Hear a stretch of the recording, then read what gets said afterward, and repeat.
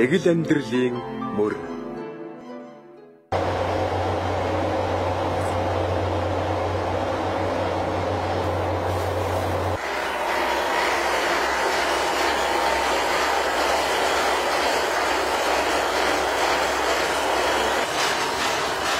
Тэгэхэд нарийнаа гаргачих.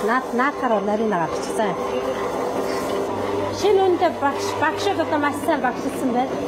Шинэ үнийхээ гар хөлийг авчиж танаг төгөөрөмжтэй маш болгоомжтой хайцгаа хэрэгтэй. Одоо энэ нөгөө өргөн хөвчлөлтэй гоё юм. Өргөн хөвчлөлтэй энэ өргөн нарийн хоёр нь одоо нэг нь шилтэн хоолнд идэх, нэг нь битүүн хоолнд идэх хоёр зориулттай.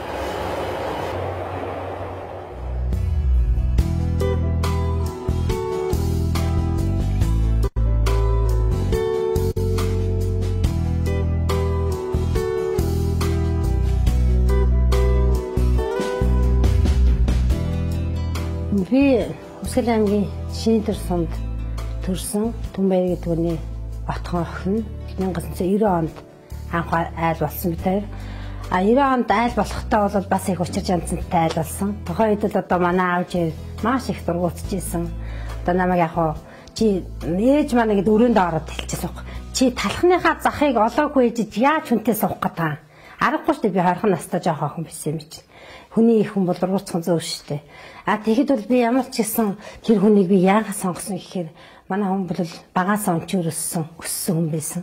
Тэгээ би тэр хүнийг бол ямар ч гэсэн өөртөө бодохдоо бол өнчин хүн гэдэг чинь тийм ээ хүнийг ерөөсөө насан туршдаа ойлгож чадна. Ямар ч гэсэн намайг зовоохгүй гэсэн үндсэндээс би тэр үнтэй бүр зүтгэсээр хагаад бараг гэрээсээ оргож гарч ирсэн би. Битэд мөнгө ерөөсөө хамаахгүй. Битэд ерөөсөө сэтгэлээрээ. Ерөөсөө өнөөдөр сэтгэл байхan бол бүх юмыг ялан туулна гэж боддог байсан. Манай хүн бол гүрвтэй байсан тухайн үед. Тэгээд ер нь тэнд хугацаанд чи ерөөсөө маш их юм тохиолдно л да. Би чинь жоохон хүүхдтэй байсан чинь уйлал ингээд сууж мууж явахдаа ээж аавахаас саналгүй явахт ингээд өөрөө гуугаар очицсан хүн чинь. Тэгэл ингээд жоохон уйлж яснаа тайвшрал. За би энэ амьдралыг намайг хүн хүчээр суулгаагүй. Би энэ амьдралыг ямар ч яалах хэвээр. Тэгээд тэр хугацаанд чинь би 3 хүүхэдтэй болчихсон юм чи. Тэгээ би яахан 3 хүүхэд аваад хаашаа явах юм бэ? Ерөөсөө би тэр гэртэл насан туршдаа байх зорилготой. Тэгээ ерөөсөө би одоо боддгийн. Би харин яг тэр үед тэгж их төсвөртэй, төвчээртэй байсан. Би өөрийгөө залиуцалж ирсэн.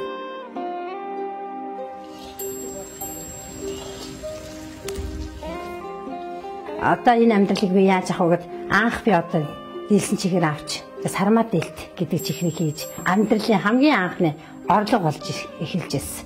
Манай нэг их яг Хүсгэл аймгийн хүнсний үйлдвэрт ажилладаг байсан тэр сармаа дээлт гэдэг чихрийг ингээд би зүгээр ингээд хаяа гэр оронд нь яваад очиход зүгээр л нүдэрээ харж исэн.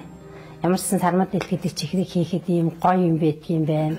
Ийм сайхан юм байдгийн байна. Энэ нь бол илүү борлоготой байдгийн байна гэдэг үл одоо миний толгойд хамгийн түрүүнд бууж эхэлсэн. Тэгээд би зүгээр надад багшлаад заагаад өгсөн хүн байхгүй. Би ерөөсөө л бор зүрхээр ерөөсөө тэр үнийг хийх л ёстой. Анх бол сармаа дээлт хийгээл эхэлж явахдаа гар хөлөө түлэх асуудал зөндөө гарна шүү дээ. Нөгөө нэг амар халуун тэр чинь. Манай ангийн хүүхдийн аав нь агент хийдэг гэсэн тэр үед. Тэгээд тэднийхээс би одоо 5 хийлээсэн чихэр зээл аваад тэгээд дахиад тэрүүгээрээ чихэр хийгээл борлуулахаар дараа нөгөө чихрийнхаа мөнгийг гаргаж өгдөг. Дахиад би дараагийнх нь 5 ил чихэр. Тэгээд илүүг нь одоо амьдралдаа хэрэглэн шүү дээ. Тэр чинь ямар нэх овоож уцаасаа ашиг гарахгүй шүү дээ. Ямар ч сайхан бидний амьдралд бол болдгол байсан л да тухайн үед. Тэгэл яг ямар ч гэсэн анх яста 5 ил чихрээр хийж эхэлдэг байсан ба сүүлд нь 10 хил болоод сүүлд нь бүр шуудаагаар хийдэг болоод тэгээд тэр чинь бас хэрэглэгчтэй болдго юм байна лээ. Тэр хугацаанд чинь ингээд илгүүтэн хажаад 50 миний чиглэл маш их хурдан болдог байсан. Сармаа дээлтийг анх хийхэд бол маш олон төрлөөр хийж сүүл рүүгээ бол одоо хэвэн цотоод ч юм уу мамсаа олгож гялгар уутанд одоо эндүүгээр хайж гялгар цаасыг дөрүүлжин уут болгоод тэр үед ямар одоотой адилхан бүх юм пакеттай олоогүй одоотой адилхан савлгаа тийм хангалттай биш. Тэр шаржигндаг чихрийн цагаан цаас гэдгийг харин тэр манай ихч надад нэг их хэмжээгээр өгч ирсэн.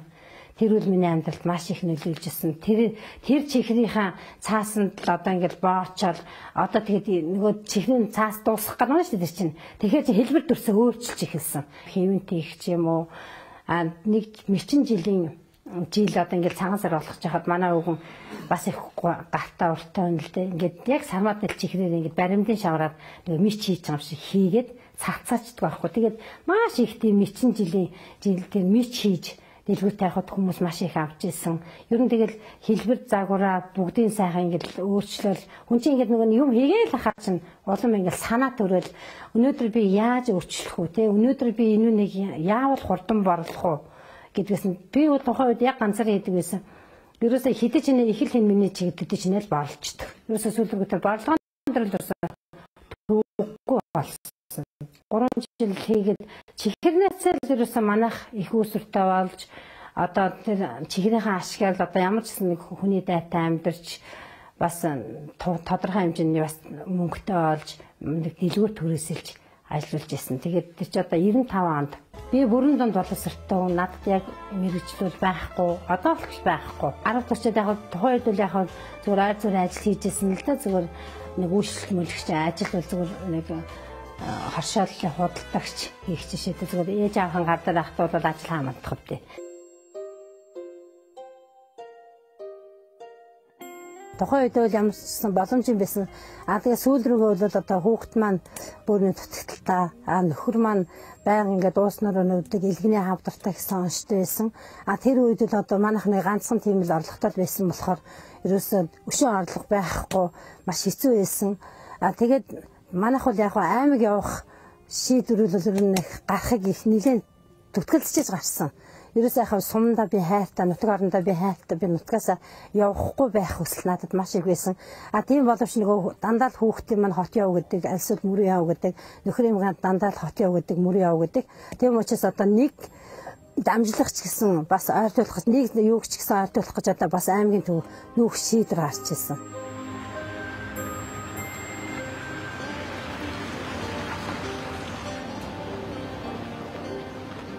Энэдээс нүүхтэй дэлгүүрээ 500 мянган төгрөгөөр зарж ирсэн. Одоо бодоход л ёстой юу ч биш. Яг тухайн үед бол 500 мянган төгрөгөөр л 2000 онд бол ханштай байсан л да.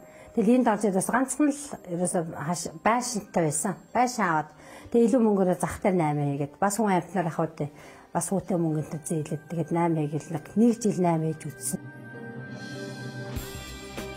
Тэгээд ерөөсөө нэг 98 хийгээд яг бага мөнгөтэй өнд бол ашиг олддгүй. Ерөөсөө тэгээд өөр ашиггүй 8 өдөртөн зогсоо гэж өөртөө өөрөг даалгавар өгвөл шууд захийнхаа 8-ыг зогсоол.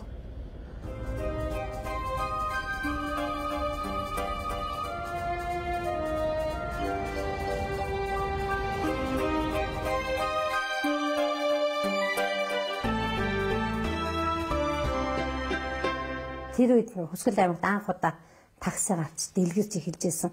Хүмүүсээр ингэ судалгаа хийж үзсэн л дээ. Таксины жолооч нь ямар ч ашигтай гэдэг юм бэ?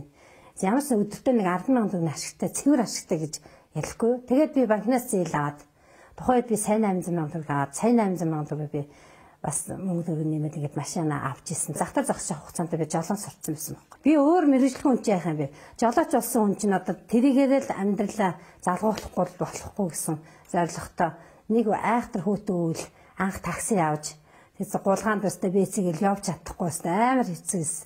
Жолооч болно гэдэг чинь бас тийм эмэгтэй хүнд амар ажил биш байсан байхгүй.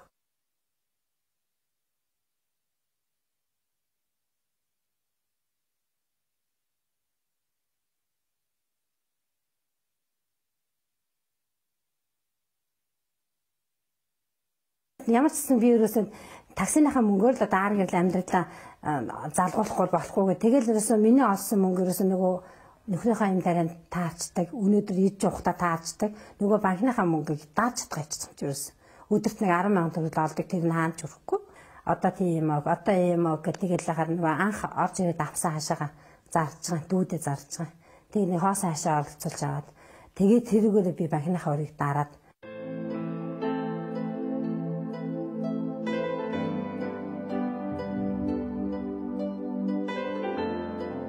ерөөсөө хүн бол амьдралыг ялдаг байхгүй. Ерөөсөө нойр хүрж ийн, яана нэ би даарч ийн гэсэн надад тийм амьдралын цуцалт ерөөсөө байгаагүй. Ерөөсөө л би тэрэнд өдөр шөнөгүй явж 4 жил би ерөөсөө хувцас тайлаагүй. Явсан хэд нэр үнэхээр хэлсдэггүй. Тэгэл намайг бол яг таксинд яваад ингээд дөрөв замдар унтаал, найрамглал ингээд янз янз болж байхад надтай сайхан чацдаг хүн зөндөө байсан, муухай чацдаг хүн зөндөө байсан, намайг доромдолж исэн хүн ч зөндөө байсан. Нэг өглөө би 6 алж хахтын дөрөв замдар зогсож исэн байхгүй. Тэгснэ хідэн залуучууд гарч ирэл тэдний өдөнд орч, эдний өдөнд орч гэл ингээд яваад исэн байхгүй. Тэгэл за энэ хэдмар мөнгө өгдөг л байгаа гэж бодоход надад жирөөлийн шилэнд ус ичгсэн. Тэгээ ус хэдэн би ихэд мэдээг байхгүй ингээд бүр ингээд тэр яг арх шиг лацтай ламптайгаар харагдсан байхгүй юу? Хайлтлаа харахад. Тэгээ би дотроо сэтгэлдээ ингээд бодоод танцаа болох байхад энэ хүмүүс архтай даа гэж бодоод миний ингээд уртлын багажны төлөө өрөөрөө хийж чаахгүй нөгөөдгийг орж ирэнгүүтээ. А энийг энэ тийчээгээд. Тэгэл би дотроо бодчихсон чи яг миний бодлоор таксины мөнгө авахгүй архи өгч чи та энэ архийг аваарай гэхээр би тухайд за яах вэ тухайд мөнгө олгоод авчиндаа гэж бодоод гэртээ очиод ингээл харсан чинь яг үүрч цаасан тэр хүмүүс ч буусан яг гэртээ орчоод ингээл нөгөөдгийг очиод харсан чинь дотор нь ус ичгсэн байсан. Тэр үед амар гомдчихсэхгүй чи намайг шүнжэнгөө найргүй хоноод гэртээ хараагүй ингээд яг ийм хүмүүс бас ч гэдэг хүний сэтгэл рүү усын сайхан сэтгэл рүү усын гэдэг чинь яг үнэн байхгүй. Тэр шилтэн усанд биш амар гомдчихсэн. Үгүй заавал намайг найр холгүй ингээд энэ дээр хонсныг мэдсээрээ жийж надад ус хийж өгöd тахтаа тэрэн дарнаас мөнгө өгөхгүй хаяад гарсан баг сэтгэл амар байсан байхгүй. Тэгээд би тэр ус хийж өгсөн залуучд амар гомдчихсан тухайд. Би таксинд 4 жил явсан. 4 жил явж байгаа хугацаанд бол бас ингээд миний мөнгө ерөөс ингээд хөрөлцөхгүйсэн. Тэгээ би одоо давхар одоо юу хийх вэ? Би одоо давхар ямар ажил хийх вэ гэж бодож ирсэн. Тэгэхэд манай дөө бас Мишель талхны цэг гэж анх яаж тэгээд яг бас намайг өөрөө санал болгож ирсэн. Та ингээд манай талхыг түгээж өгөөч ээ. Манай түгээгч ажиллаж өгөөч ээ гэсэн санал тавьсан.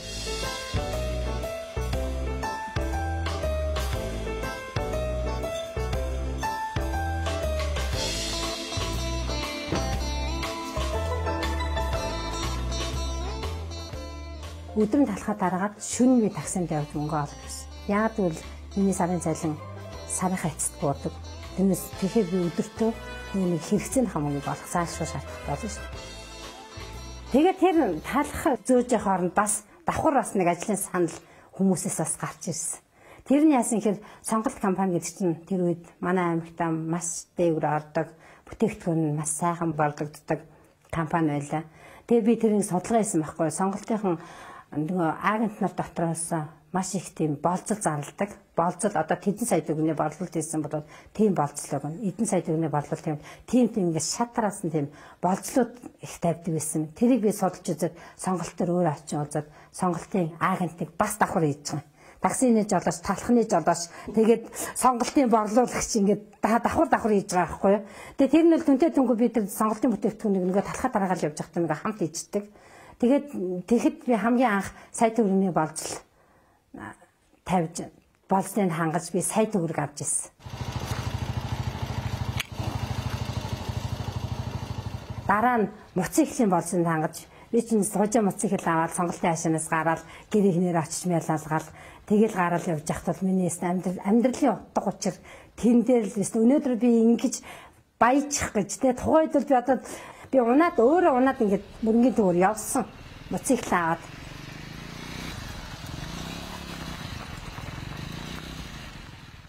тэр моцикл чи хөдөлмөрөөр олцсон болохоор ингээд ямар ч хүний уртл ингээд нүүдтэй дүүрээ ингээд явж ясан тэр өдрөлтөд саяхан санагдаад маш олон жил өнгөрсөн байна. Сайхан байсан. Тэгээд ерөнхийдөө бас тэр моцикл тэр сая төгрөг тэднэр бол одоо миний амьдралын утга учир тэр өрнөөс гаргасан ер нь надад цаашдаа одоо энэ одоо байгаа талхны үйлдвэрийг босгоход маш их нөлөө үзүүлсэн гэж боддог. 2007 онд манай дүүгэртээ талхаа хийхэд болцсон байхгүй юу.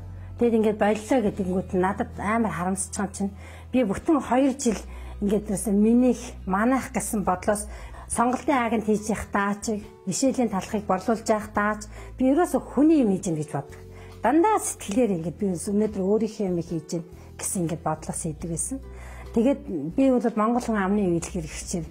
Хэвээ миний манаа гэд явхад миний манаа юмтай болдог өдөр байдаг юм гээд би цэхийн анх байгуулчаад 2007 оны 9 сарын 1-нд өстө өөрийн мэдлэг өмнө нулимс гарч ирсэн.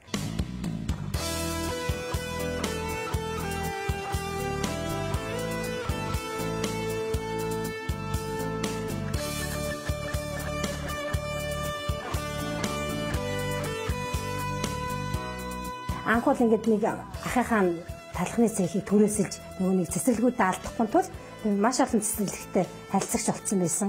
Тэгээд би яг хичээлийн шинжилгээг дуусгаад зоны гол бол би байшингаа бариад яг 9 сарын 1-нд би яг цэцэрлэгүүдэд бүх талхаа өгөөд эхэлсэн. Би яг л миний борлуулагч нар бэлэн байсан. Тийм учраас надад яг өөрөө талхыг гээд ингээд ороход тийм эрчтэй, хүчтэй. Би одоо ерөөсөө энэ талхыг хийхэд миний амьдралаастай яасан ч үүдээ гарна гэсэн бодол надад төрсөн. Би тэгтээ банкны зээл авсан л да. Бас тухайн үед дахиад банкны зээл мөн хаширахгүй авсан.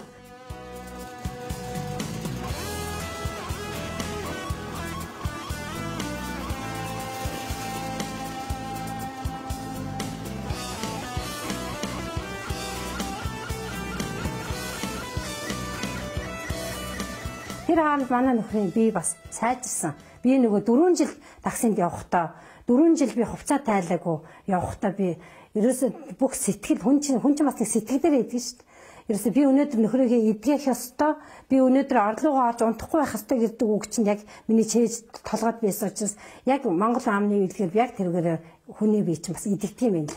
Одоо бол манай нөхөр сайхан болсон.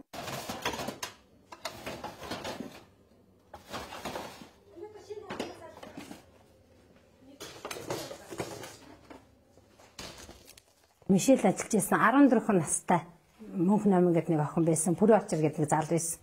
Тэр хоёрыгаа би ингээд та хоёр ингээд манад ажиллаач гэд ингээд санд болгосон. Тэр хоёр манад ирсэн. Тэр мөнх ном бол анхаад ингээд өнчөө өрөөсөн ээжгүй.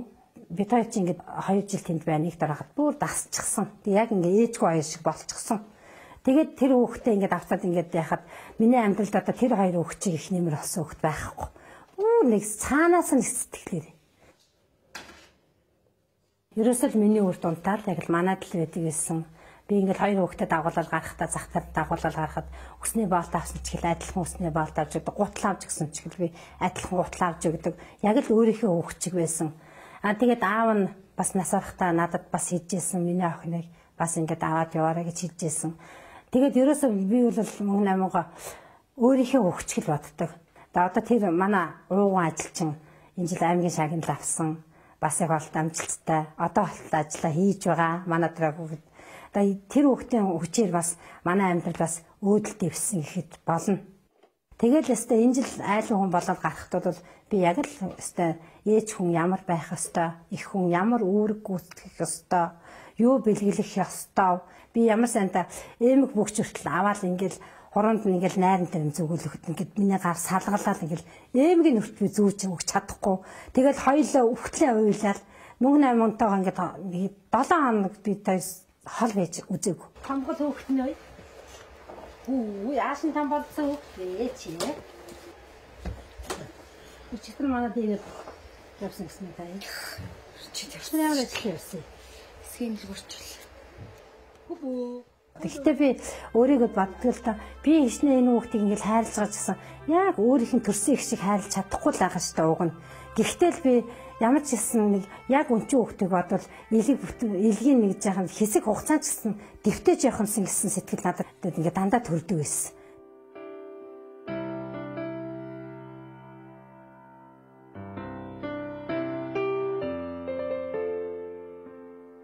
Одоо хүүхдтэй нэг хөөрхөн ингэрийн зөвлөчих юм та. Байгаад нөгөө тэгтэг ирэхгүй болохоор ч манайхан ч өгүүлээд санаад байгаа юм чинь бас. Ясаад чи талхныхаа мөнгийг олохгүй ээжж хүнтэй суудаг гэж юу ийсэн чи гэж хэлжсэн байхгүй. Тэгэд талхны мөнгө гэдэг чинь би өнөөдөр нөгөө нэг цалингүй ажил хийдэггүй байсан болохоор манай ээж минь тэгдэгээс. Тэгэд одоо би яг тэрийг боддог байхгүй. Одоо өнөөдөр ясна нэг жинхнээс нөгөө талхаа ийгээд амьдралаа дээшлүүлээд ер нь яг би талхыг бол их өгөөчтэй. Яг бол хүн хаалж байгаа хүн гэдэг чинь цаанаа л нэг бас нэг цаад өгөөж нь байдаг.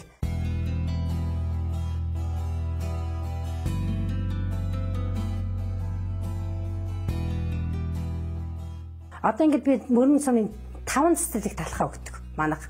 Тэгээ 5 цэцэрлэгт өгөхдөө би ингээд тэр хүүхдийн их хөргөөнд те тэр хүүхэн шуугсан тэр хөөрхөн хүүхдүүдийн энерги шингэсэн тийм ингээд очин ингээд өдрө болгон хайцдаг та маш их баярладаг. Тэвч учраас би одоо 5 цэцэрлэгийнхаа бас эцэг эхүүдийн волейболын тэмцээнийг бас ивент тэгдэг бас одоо олтлоо.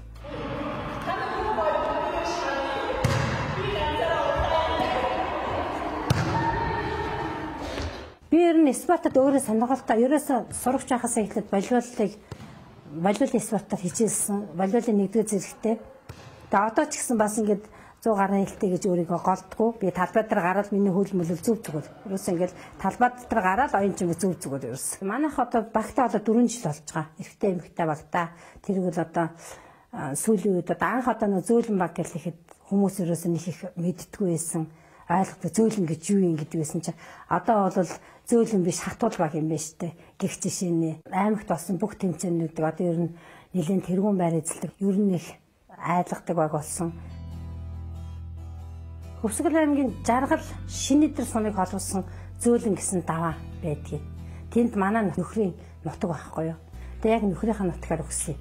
Ерөөсөө л хүн чинь өсөд төрсөн нутгаасаа бас ингэж нэг овоглоно гэдэг чинь тийм ээ. Нутгаа бас хөндлөж байгаа, дээдлж байгаа. Ер нь бид нарыг бас нэг манай амьдралыг бас нэг дээшээ гарахад бас хувь нэмэр оруулсан л болов гэж боддог. Манай нэр бол маш гоё нэр, нутгийн маань нэр учраас би хүндэтгэж явдаг. Энэ жил 4 сард 5 жилийнхаа хийсэн Хөвсгөл аймагт ерөөсөө болоогүй, ойрд болоогүй том тэмцээнийг явуулсан. Би бүр сэтгэлдээ хүртэл явуулсан. Би удирдамж гаргахтаа л өнөөдөр тэр тэмцээн явуултал надад бистэ хэдэн шин нойргүйсэн. Ерөөсөө би өнөөдөр тэмцээнийг яавал ардамж тийм ээ сэтгэл нийцэх хөрхөө.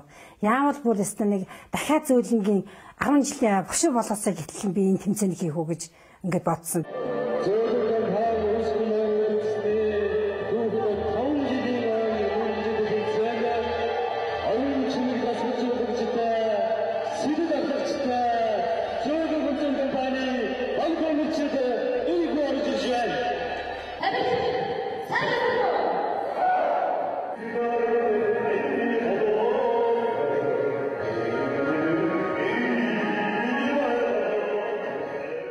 Тэгээ би удирдамжаа гаргаад яж байхдаа нэгдүгээр нээлттэй, хоёрдугаар бүх сумдуудыг хамруулахын тулд ирсэн бүх сумдын машинууд 20 литр бензин хийж өгнө гэд удирдамжиндаа заасан байсан. Тэгэхэд 12 сумын мөрөнгийн 27 аж ахуйн нэгжийн нийтдээ 42 баг тамирчид орсон.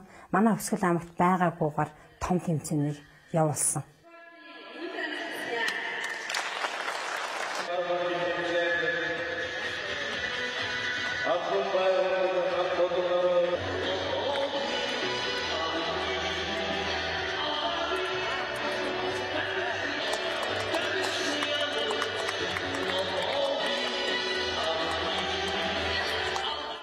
Өнөөдрийг миний бас нэг амьдралын учир утгыг бас нэг яг миний мөрөөдлийг биелүүлж байгаа юм бол зөөлөн багийн тамирчид байдаг. Би тамирчтай бол маш их баярлдаг. Манай багийнхан бол яг нэг айлын хөвгч шиг.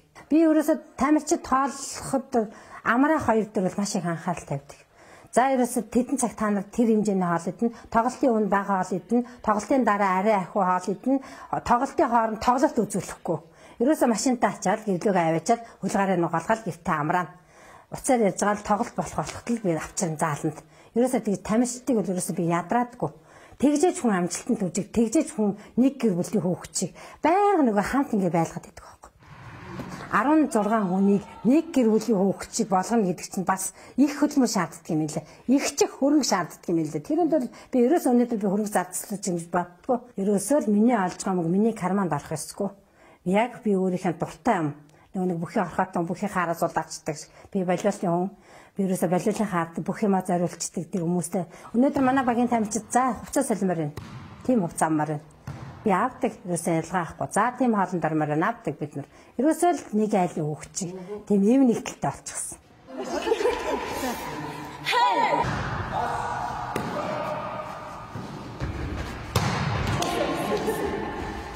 Тэгээ ер нь би ямар ч гэсэн энэ хоёр хөлн дээр би зогсчл байх үед миний хэдэн нас сурах намаагүй. Би ямарсан багтайгаа тоглоно.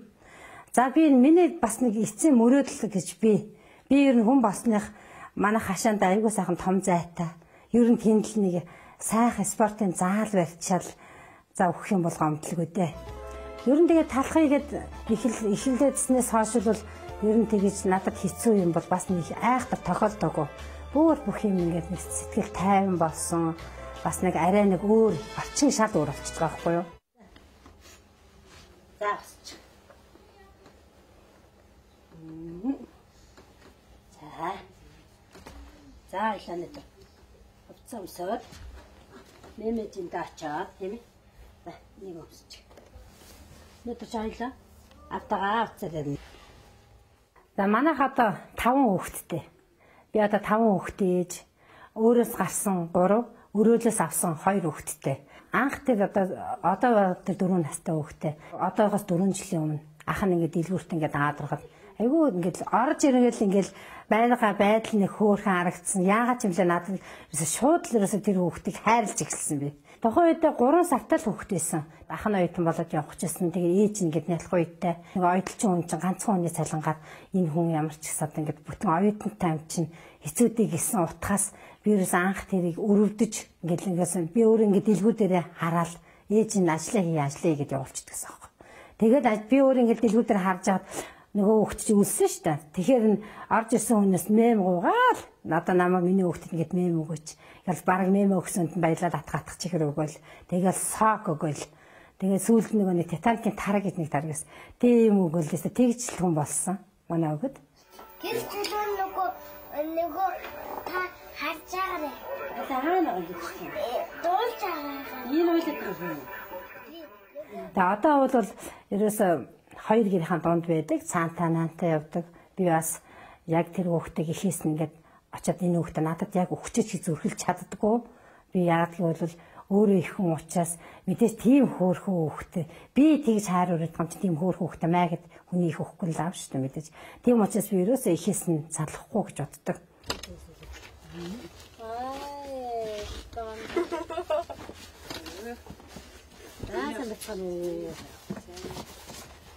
Сайн уу? Манайх тэр айлтаа бүр нэг амин холбоотой юм шиг байна. Яг зөвл тэр хүмүүс тэр гэрийнхэн намайг дандаа тарган ээж бүгдөө тарган ээж гэж дууддаг. Бас их гоё байдаг. Ээж гэж дууддаг. Би тэдний 7 ам бүлд долуулаа надмаг тарган ээж гэж дууддаг байхгүй юу? Тэгээд бас тэр чинь бас нэг манай гэр бүлд нэмэгдэж байгаа хүмүүс аахгүй. Манай хүүхдийн ээж нь аюу гоё уран хүн байдаг. Ер нь тэгэл сэтгэл ингээд нэг шингэсэн юм хийн. Манай өвгөн бид хоёр ганц тэгэлдэг хүн чинь тэр хүүхдэл шүү дээ. Ерөөсөө өөрийнхөө хүүхдийг тэгж хайрлж үзээгүй би. Ерөөсөө л одоо ерөөсөө л манай гэрийн ганц боосон л энэ хүүхдээ шүү дээ. Манай гэрийн гэрэл гээгээ бас энэ хүүхд байхгүй. Тонгод.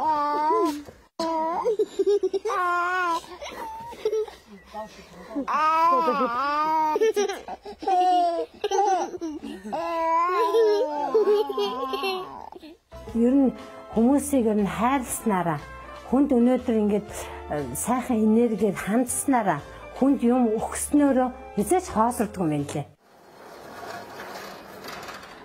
За энэ тулгуурын хий. Наадах зүгээр тийш нь тавьчих. Тийш нь иччих. Хүн чинь ер нь тэгээд ахих юм хэлээ шүү дээ. За өнөөдөр би ингээд талхаа хийчлээ. Ахаад би юу хийх вэ? Дахиад ард нь би юу хийх вэ гэдгээд бодно. Мөнгө чинь нэг өдөр талхийгээд орохгүй шүү дээ. Амьдралын явцад ингээд үйлдвэрлэлийн явцад өнөөдөр ингээд өөрийнхөө бололцоогоор ерөөсөө өнөөдөр би жижигээр нэмсээр агаал гурилын цэгтэй, гомингийн цэгтэй, мөн одоо нарийн боомны цэгтэй болж байгаа. Цагаан сарын уулыг бол жил алга хийдэг. Одоо цагаан сарын өглөө манай уул халуунаараа л тавга застдаг үйлс бол шүү дээ. Битүүн түн тавга застдаг байхад цагаан сарын өглөө тавга застдаг шүү дээ. Байхгүй нөгөө ч олдохгүй. Бусад нөгөө үйлдвэрүүдээс эхэлж төрүүлж явж ижил амжилтанд төрдөг. Төрүүлж явж ижил юм борлуулдаг. Яг тэгвэл таалах тассан гурлыг чинь хонуулж болдоггүй. Өнөөдөр хийсэн бүтээгдэхүүнийг өнөөдрөө л борлуулалт дуусна. Тэгжээж л ерөөсөө хүн ялна, тэгжээж л хүн амжилтанд хүрнэ.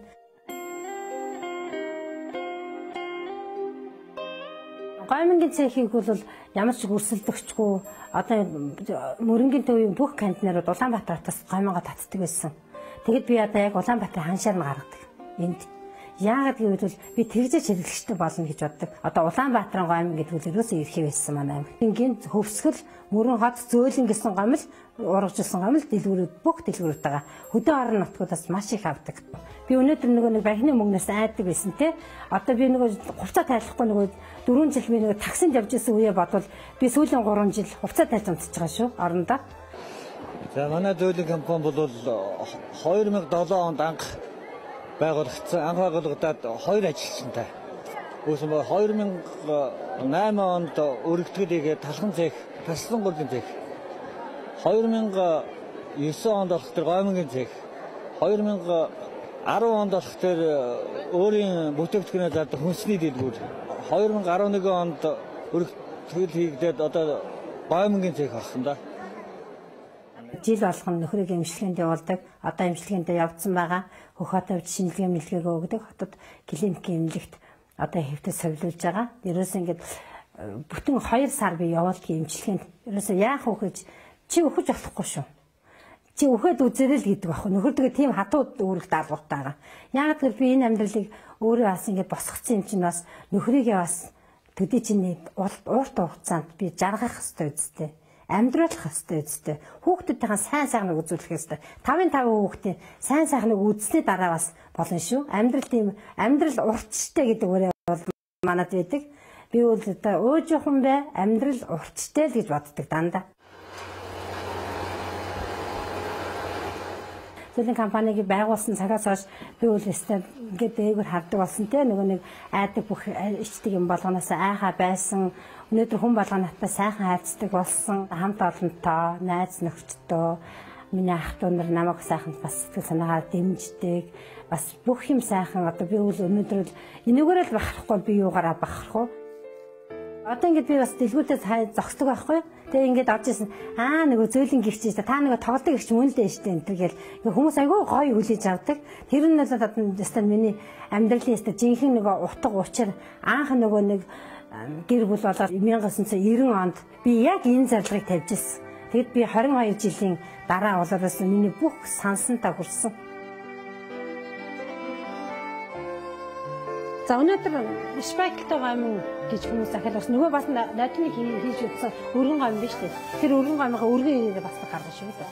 Одоо би 40 гарч байгаа. Би одоо 40 гарч байгаа бол одоо нэлээд юм бүтээсэн. Одоо дахиад надад төлөвлөж байгаа ажил дахиад би одоо дараа жилээс бас нөгөө чихрийнхаа үйлдвэрийг бас оруулах санаатай байгаа.